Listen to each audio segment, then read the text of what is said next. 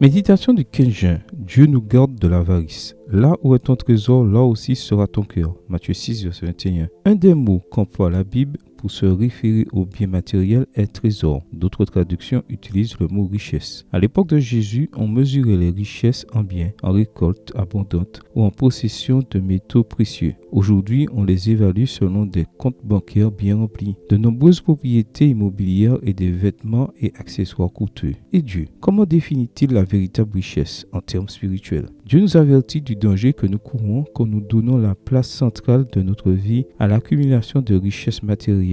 D'abord, il veut que nous sachions que les biens de ce monde ne sont pas sûrs. On peut les obtenir et les conserver, mais aussi bien les perdre ou se les voir dérober. Et, en deuxième instance, quand nous mourrons, il reste là pour que d'autres en profitent. Faire de l'obtention et de l'accumulation de richesses le principal objectif de notre vie a-t-il un sens? Jésus répond, cela n'a aucun sens. Alors, pourquoi le faire? Dieu veut aussi que nous sachions que les biens de ce monde ne sont pas les seuls biens qui existent. Il y a des trésors spirituels, ceux qui appartiennent au royaume de Dieu. Ceux-ci sont éternels. On ne les perdra jamais parce que la puissance et l'amour de Dieu, qui est éternel, les garantit et personne ne peut les prendre. Non pas que ce qui est matériel est mauvais, mais s'il devient notre priorité, il occupera la place qui ne revient qu'à Dieu seul. Dans la Bible, cela s'appelle une idole. Dieu veut que nous évaluions bien où nous investissons notre vie, parce qu'au moment où nous choisissons le trésor qui nous intéresse, nous devons choisir où sera notre piété. Il est donc clair que les biens de ce monde peuvent entrer en compétition avec notre loyauté envers Dieu. Donner son cœur à la richesse est une forme d'idolâtrie.